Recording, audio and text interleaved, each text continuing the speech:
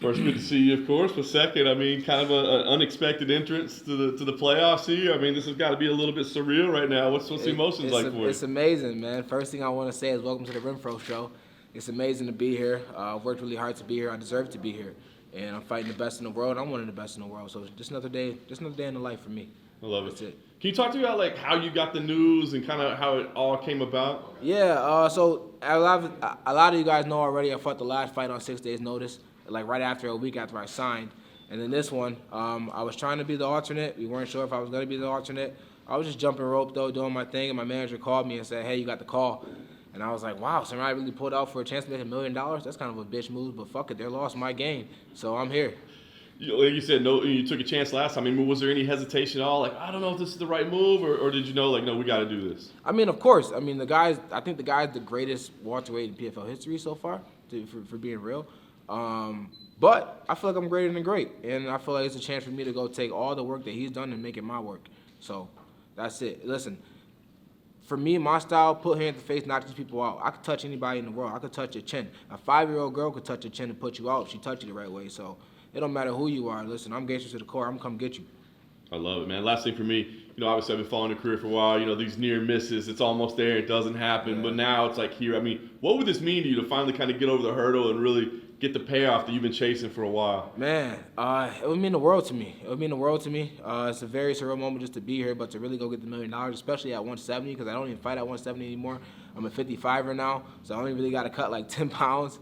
So especially to fight at 170, it's amazing. To go out there, do it at 170, and do it again at 55, like, wow, I'm starting to do what I said I was always going to do. But I am who I say I am, best believe that. Whether I get the $1 million this year or next year, I'm going to get that $1 million a few years in a row. No matter how long I'm here, I plan on getting those millions.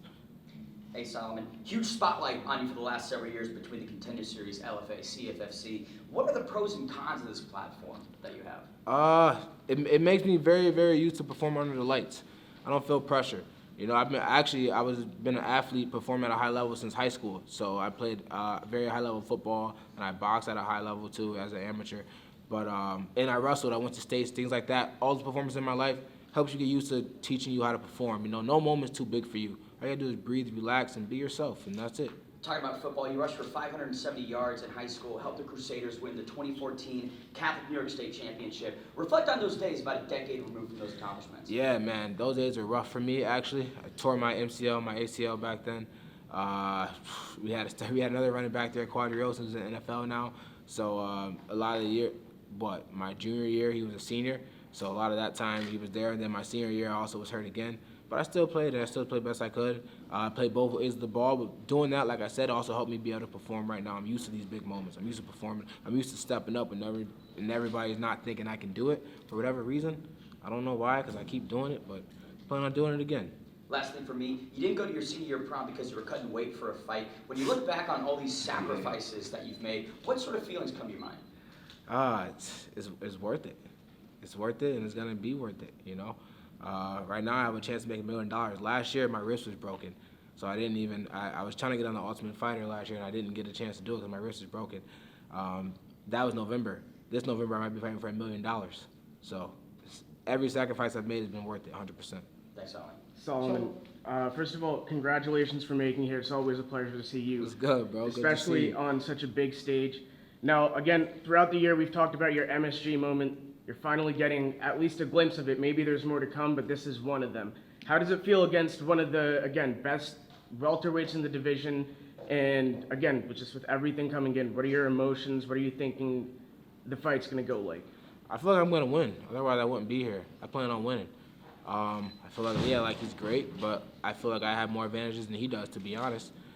And he has wrestling over me, potentially, maybe like a little. And I'm not saying over me like he's way better than me. Just grappling prowess is probably better than mine, being realistic. But my striking prowess is definitely better than his. There's no probably between them. He's taller, but that's not always a plus.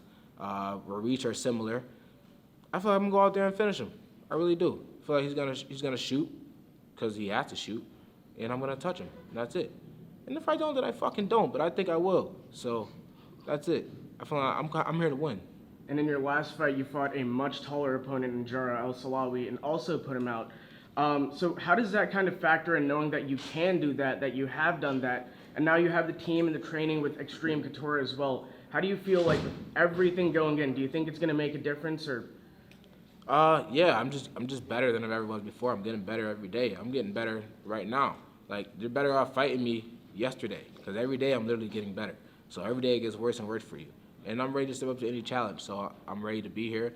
I've trained with the best in the world. I believe in my skill sets. I know how I do against them. This guy's also up there, so I feel like I could beat him as well. And again, almost a mandatory question. How does it feel to be fighting alongside Shane Burgos once again? It's dope. It's super, super dope, man. I don't know if you guys know the story between me and Shane, but when I was an amateur in Buffalo, New York, I was living there, and Shane came and had a fight in Buffalo, New York, and I watched him fight, and I was like, man, this dude's super dope. Next thing I know, I was training at Tiger Showman, and he was there. And I'm super happy to see him there, train with him, get better. He taught me a lot, showed me a lot of the ropes. Shane was like my favorite fighter. Like, is one of my favorite fighters still. And to be with him, he's like a big brother to me. To be here fighting on the same card as him is fucking amazing, to be honest. It's crazy. One more question. One more? Who's up? Yeah. We got Okay, the next so fight Solomon, coming in. nothing taking away from your striking, but recently your takedown defense has improved exponentially. So who's the person that gets the most credit for that? God.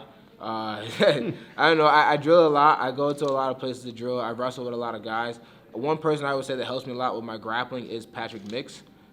He helps me a ton out with my grappling, so he teaches me a lot about posting, framing, even stopping takedown before it gets there. And then my coach, Chris Luca, a lot of guys don't even, Christian Mambu is his name, but Chris Luca on IG. A lot of guys don't even get close to touch me because our footwork is so well, distance control and timing, so we work on all that. So between those two and God, I'm just blessed, you know. Are you relishing the role as being an underdog? I just love to be here. I'm a fighter. You guys are calling me an underdog. I don't think I'm an underdog. I feel like he's an underdog. Honestly, I really do feel like that. I don't think that he's that much better than me. Like, it's not that much of a skill difference. He has a little bit of better of a grappling prowess. That's it. Look what Sean O'Malley just did to Aljamain Sterling. Okay. Look what Israel Adesanya is doing as a striker. Look what Leon Edwards did to Kamaru Usman. Just because you're a better grappler, potentially, doesn't mean that you're going to win the fight. And like I said, if I touch your chin, I can put anybody out. A 5-year-old girl can put you out if she touches you the right way. So you be damn sure the Renfro show could touch you the right way and put you out. Thank you. Thank you.